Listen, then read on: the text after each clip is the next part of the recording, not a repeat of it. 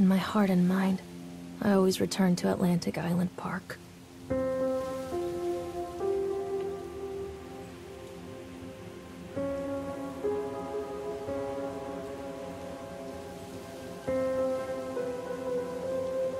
Where's Mr. Bear?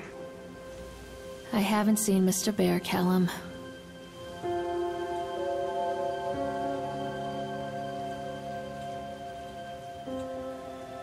Stay in the car. We'll go and ask information.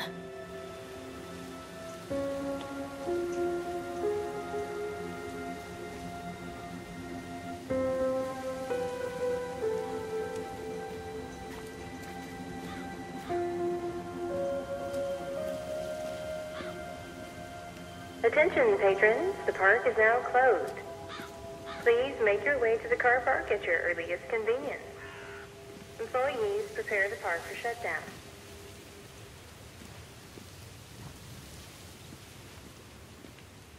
Callum was born the day this place opened. This is his favorite place in the world.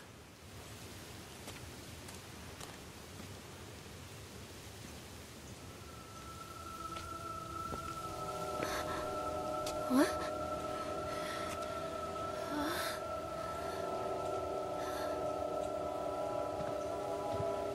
Hey, Lorraine. Lorraine. Don't blame yourself, Lorraine. People lose things all the time. Take a deep breath and think about the last place you saw your son's teddy bear. Hey, stop! I think your boy just ran into the park. I'll unlock the gates for you.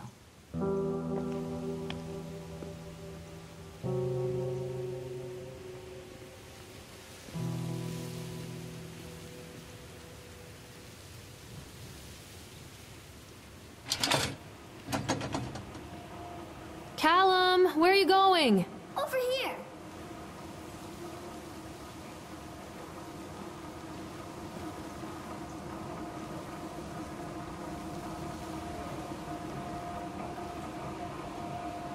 Callum, I told you to wait in the car. Come on, Mommy. There's something special about the entrance to an amusement park. A line drawn between the real world and the world of whimsy within. On this side, the apathy of our everyday lives.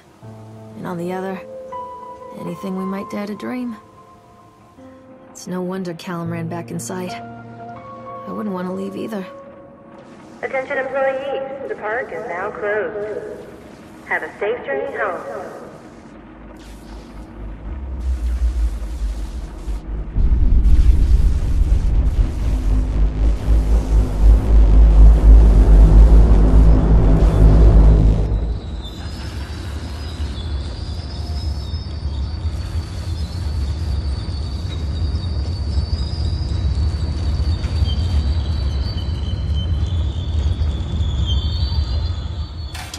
Oh God.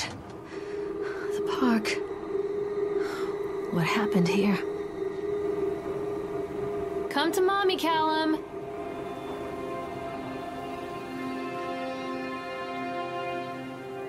It's easy to get lost here.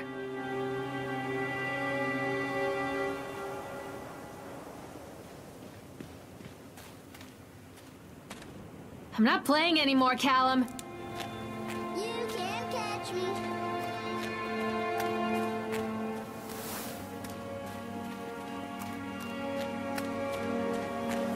Callum!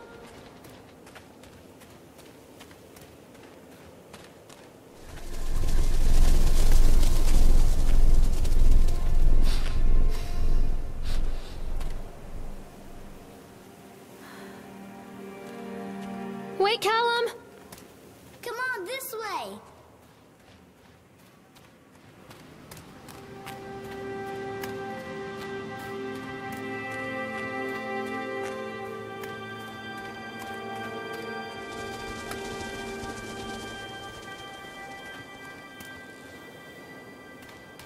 Callum, come back here right now! Over here. I think this belongs to Callum.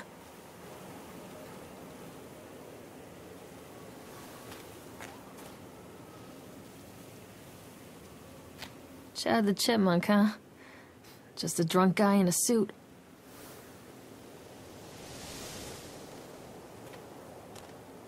Callum, stay where you are! Over here! What's this?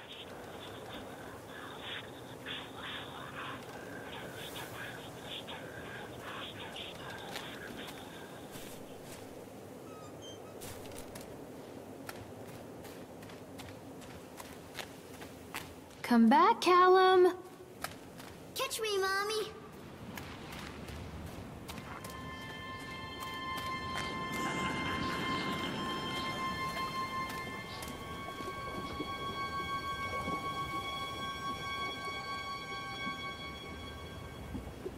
Come out, sweetie!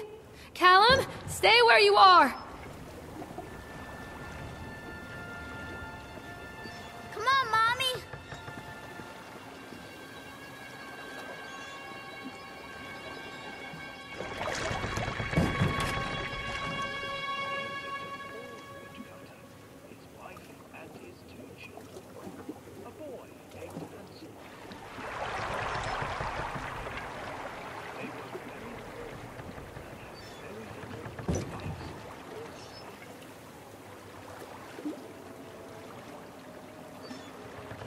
Where are you?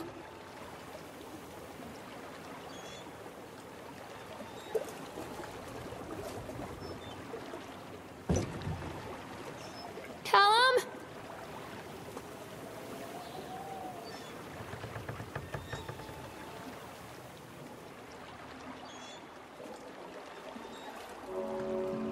Near a great forest, there lived a poor woodcutter, his wife and his 2 children, a boy named Hansel and a girl named Gretel. They were very poor and had very little to bite or sup.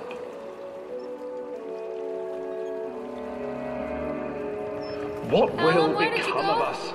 the woodcutter asked his wife one night. "I tell you what, husband, we will take the children into the thickest part of the forest tomorrow and abandon them there." "No, my wife, I cannot do that," said the man. "Then we will all 4 starve, you fool." Hansel and Gretel overheard their parents talking, and Gretel began to weep. "Do not fret, Gretel," Hansel said. He crept out of the hut and gathered white stones from the ground to fill his pockets.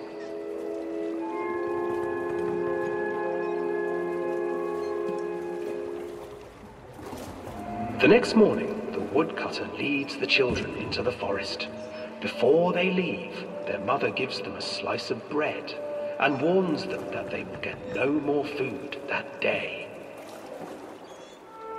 Clever Hansel leaves a trail of white stones behind them as they pass into the woods.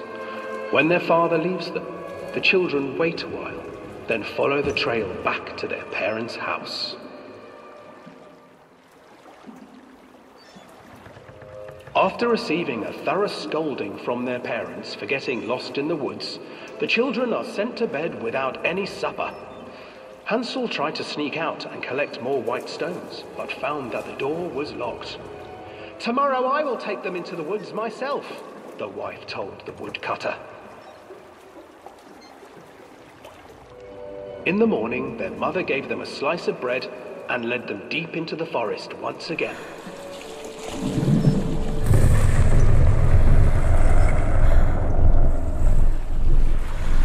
Hansel broke his bread into pieces and left a trail of breadcrumbs to lead them safely home. But hungry-eyed birds snatched up the breadcrumbs and his trail was destroyed.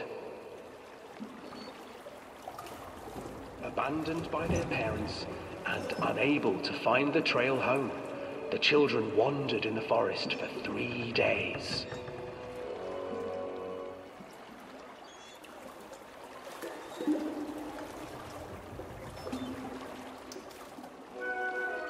The children stumbled into a clearing with an exceedingly strange house.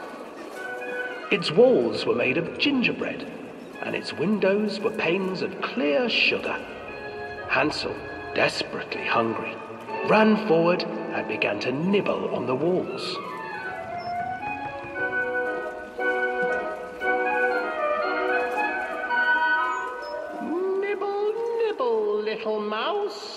Who's nibbling at my house?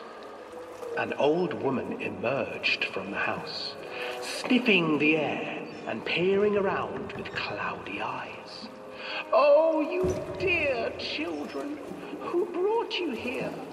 Just come in and stay with me. No harm will come to you. But Hansel and Gretel stayed back, for the old woman reminded them of their cruel mother. Come, children, don't be afraid. I have something for you. The old woman offered them 2 enormous lollipops. The children took them and began to eat. You see, nothing to fear here. Come inside, the old woman urged, and the children, still licking their sweets, followed.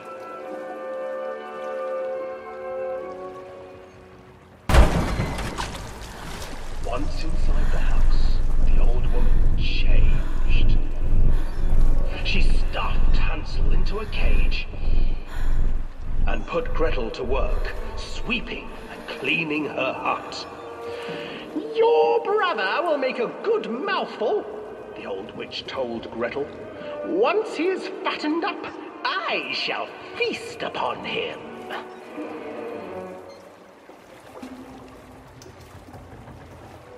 Time passed, and poor Hansel refused to eat, fearing the day that the witch would eat him. The witch, for her part, grew impatient. Today I will cook and eat your brother, Gretel. Climb inside and light the oven. But Gretel pretended not to understand. I do not know how. Where is the opening? Fool, the old witch said. The opening is here. And she moved to show Gretel. Seizing her courage, brave Gretel gave the witch a shove, and the old crone tumbled forward into the oven. Gretel slid a large iron bolt over the door to the oven. Gretel freed her brother Hansel, and together they lit a fire beneath the oven. And though she screamed and begged, the children sat by the oven until her screams had stilled, and the witch was cooked. And then, because even children can't survive on sweets, they divided up the body of the old witch and ate her.